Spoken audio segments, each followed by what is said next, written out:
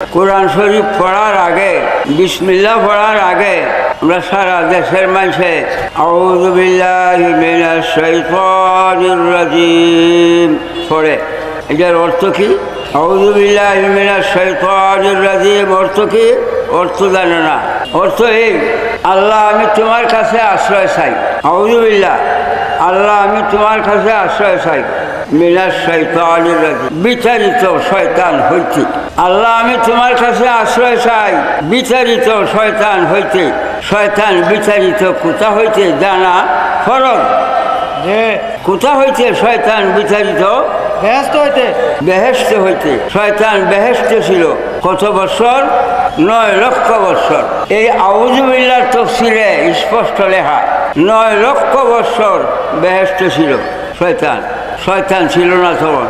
তখন ছিল মুআল্লিমুল মালাকুত, সমস্ত ফেরেশতাগণের উস্তাদ। তাই আল্লাহ তারা বেহেশতে রাখছে। 9 লক্ষ বছর বেহেশতে রয়েছে। আল্লাহ মানছে, আল্লাহর বন্দিগি করছে, তাই 9 লক্ষ বছর আল্লাহ বেহেশতে রাখছে।